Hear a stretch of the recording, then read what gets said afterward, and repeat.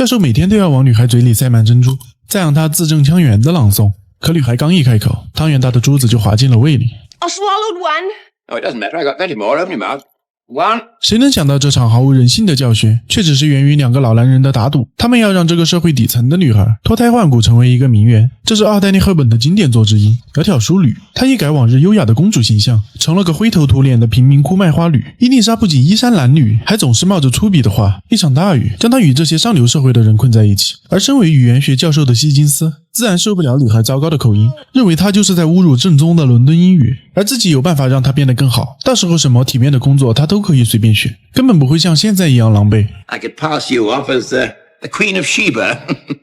How, you don't believe that, Captain? 一旁的上校也不相信教授能做到，于是他们打了个赌，在6个月时间里，让她成为令所有人羡慕的贵族女孩。作为赌注，上校将包下教授实验的所有费用，两人一拍即合定下赌约。而伊丽莎自然不愿错过这个改变命运的机会。然而常年待在贫民窟里的她，已经很久没有洗过澡了。来到教授家的第一件事，就是让女仆们给她从头到脚刷个干干净净。伊丽莎哪见过这样的阵仗，像只被强行洗澡的猫一样，1万个不乐意碰水。浴室里发出杀猪般的惨叫。此时的教授还没有意识到，这个改造的过程将会让他多么的头疼。上校认为，既然自己参与了这个事，就必须得对其负责。他提醒教授不能有任何想占便宜的想法。而在希金斯观察到的婚姻里，女人总是为了一些小事而争吵，他对此非常的讨厌。 And I find the moment that I make friends with a woman, I become selfish and tyrannical. 因为没遇到过让他喜欢的女人，所以教授坚持孤独终生的想法，绝不让女人和婚姻干扰到自己原本的生活。教授一心只想改造好卖花女，而读准原因是练习英语的基础。伊丽莎被绑在凳子上，大声朗读着这几个字母，但教授定下一个严格的要求，只有线条画成直线，伊丽莎才能够吃饭。连管家都认为他太过严苛，说女孩昨天一整天都没有进食。然而这时家里却来了个不速之客，原来是那个从不关心伊丽莎的父亲。他听说了女儿跟2个绅士走了，以为自己攀上了高枝，于是想来讨要一笔丰厚的彩礼。可他刚一开口，就遭到了教授的拒绝。 I'm glad to see you have a spark of family feeling left. She's in there. Just take her away. 老头满脸疑惑，做了一晚的发财梦瞬间破灭，1分钱彩礼没要到，自己还得往里搭。他可不愿意把女儿带回去，于是死皮赖脸的跟着教授，表示只要5英镑的酒钱，他就再也不会来打扰伊丽莎。希金斯只需要花一点小钱，就能帮助女孩脱离这个混蛋父亲的魔爪，于是便答应了对方的要求。老头的意愿达成，想着赶紧去酒馆整两口，可出门却正好撞了个满怀。经过一番仔细的端详，他才认出眼前就是女儿。 It's Eliza. Well, I never thought she'd clean up so good looking. 伊丽莎一眼就看出父亲没安好心，但老头还是端起一副威严的架子，嘱咐教授他要是不听话或者闯下祸端，就放心大胆的抽他。 Get Eliza. 好不容易把老头打发走了，念了3天元音的伊丽莎又不干了。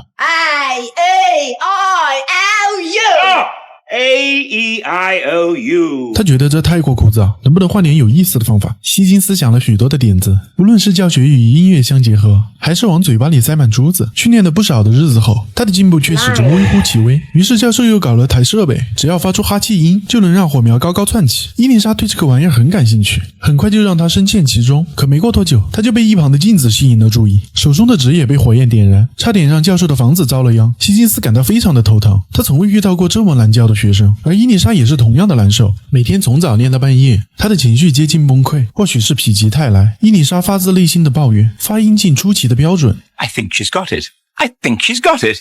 伊丽莎的训练初见成效，隔天他们便迫不及待地带着女孩参加贵族云集的赛马聚会。她拉着母亲想要展示自己的指导成果。 How kind of you to let me come. Delighted, my dear. Howdy do.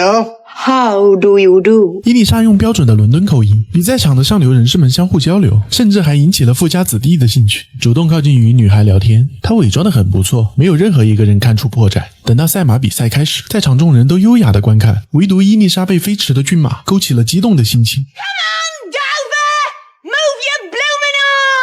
粗鄙的语言惊呆了所有人，之前的一切伪装全都功亏一篑。教授和上校尴尬地寻找地缝。散场时，母亲拉着希金斯劝告，让他放弃这个愚蠢的赌约。江山易改，本性难移。即使把女孩包装成了皇家贵族，她本质上还是贫民窟的卖花女。回去的伊丽莎十分自责，都是因为控制不住激动的心，才搞砸了这一切。看着女孩如此难受，上校提出毁掉这个毒约，让教授终止这场改造。这本身就是一件错误的事。以前他只需要拥有简单的快乐，就会感到无比的幸福，但却因为他们二人被带到了上流社会中，剥夺了本该属于他的快乐。教授也来回踱步，思考着该不该就此放弃。就在这时，那个对伊丽莎产生好感的富家子弟找了过来。女孩当众出糗的行为不但没有让他反感，反而弗雷迪还感受到了伊丽莎真实的一面。于是他带着鲜花想要表达爱意，可是心情糟糕的女孩并不想见任何人。弗雷迪也没有执意打扰，留下鲜花独自离去。得知自己还有人喜欢，伊丽莎也找回了自信心，她还是想要继续改变，于是更加努力地配合教授练习，无论是口音还是礼仪。又经过了2个月的时间，终于到了皇家大使馆舞会的日子。伊丽莎身着一袭白礼服惊艳亮相，款款走下阶梯的身姿也与真正的公主一般无二，加上满身珠宝的加持，即便是平日里严肃死板的教授，看了也是满心的欢喜。他们一起来到女王的舞会，准备迎接最后的考验。这里有着欧洲各国而来的贵族，只要这次没有被人发现，他们的实验就圆满的完成了。可教授却遇到了一个巨大的威胁，自己最出色的语言学徒弟也在此。他深得教授的真传，只要听见对方说一个词，就能判断是哪里的口音。 No imposter can escape my detection. Professor Karpati, the Greek ambassador.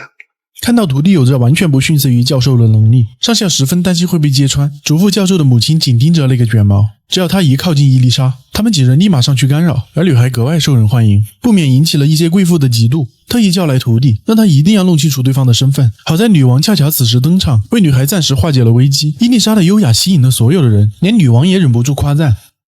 Charming, quite charming. 得到了女王的认可，教授心里十分的得意。更意想不到的是，王子也盛情邀他共舞一曲，为整个舞会开场。这也让教授完全放下了担忧，高兴地与伊丽莎翩翩起舞。徒弟想要与女孩交流，他也不再阻拦，甚至主动为其提供机会。这举动让母亲与上校紧张起来。经过一支舞的交流时间，徒弟推断出了结果，让在场的夫人们震惊不已。很快，消息传遍了人群，大家都知道了女孩名副其实的贵族身份。教授瞬间发自肺腑的大笑。6个月时间，让底层女孩脱胎换骨，她的改造成功了。上校也对教授佩服的五体投地。虽然他们已经取消了赌约，但是他仍愿意兑现当初的赌注。家里上上下下都在为教授庆祝，唯独角落里的伊丽莎独自闷闷不乐。等人都散去后，她终于无法掩饰心底的悲伤，撕心裂肺地痛哭起来。因为教授的改造实验已经结束，她没有理由再留在这里。但6个月的朝夕相处，让伊丽莎心底产生了对希金斯的依赖和爱。她现在不能接受没有对方的生活。 I realized you were going away.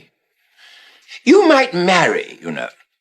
You see, Eliza, all men are not confirmed old bachelors like me and the Colonel. 希金斯建议他找个爱人结婚，这番话让伊丽莎心底非常难过。她不愿意活成一个物品，失去价值后就只有被抛弃的命运。她渴望得到教授的关心和爱，可是独身惯了的希金斯并不理解对方的感情，两人大吵一架后闹得不欢而散。伊丽莎收拾好东西，连夜离开这个伤心地。可刚出门就遇到了弗雷迪。自从那天起，弗雷迪便一直梦到他，希望能再度和他相遇，当面向他示爱。可是伊丽莎心底仍放不下教授，拒绝了弗雷迪的告白。她时隔半年，再次回到了卖花的街头，可曾经的熟人们都已认不出她原本的身份。伊丽莎彻底沦为了一个孤独的人，无法再融入曾经生活的地方。直到天亮，教授他们终于发现伊丽莎不见了，上校打遍电话也没问出她的踪迹。希金斯只好着急地出门寻找。然而此时的女孩正在希金斯母亲这儿，控诉着她昨晚无情的行为。等到午后，找寻无果的教授想要找母亲倾诉心中的郁闷，却正好撞见了伊丽莎。可两人一见面，希金斯又端起了架子，用命令的口吻让她回去。伊丽莎感受不到对方的真诚，她虽然是公认的窈窕淑女，但在希金斯眼里还是一个受他摆布的卖花女。伊丽莎也深知他们的地位悬殊，也不再奢求能得到爱情，但希望能像朋友一般相处中有一些尊重和关心。可教授的态度依旧冰冷傲慢，他明明也想让对方回去，却始终不愿放低他那高贵的姿态，死要面子的说自己对所有人都一样，他可以去找别人寻求特殊对待，自己绝对不会拦着。伊丽莎彻底对他失望了，生气地说自己要去嫁给弗雷迪。她能感受到对方发自内心的爱。 Goodbye, Professor Higgins.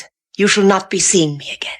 伊丽莎终于下定决心，选择彻底的离开希金斯，二人就此分道扬镳。可回去的路上，希金斯越想越后悔。真正失去伊丽莎的时候，他才意识到，在一天天的相处中，自己也离不开对方了。与伊丽莎每天的对话，早已融入了他的生活习惯中，包括他的一颦一笑，也在脑海中挥之不去。希金斯看着对方的训练设备，心里控制不住的哀伤。听着留声机里两人的谈话，他的思绪也被拉回到过往的每一个瞬间。恍惚之中，伊丽莎又回到了这里，以与白天截然不同的态度与教授打招呼，他一脸害羞地回应对方。影片至此结束。最后这看似圆满的结局，其实并不真实。我更愿意相信这是教授的幻想。而伊丽莎已经成为了自我价值觉醒的窈窕淑女，去了更加广阔的天地，寻找属于自己的幸福去了。窈窕淑女打破了灰姑娘的童话框架，证明真正的优雅源自内心的独立与尊严，而非外在的标签。正如萧伯纳在原著《卖花女》中强调的，伊丽莎的觉醒不是成为皮格马利翁的雕像，而是成为她自己。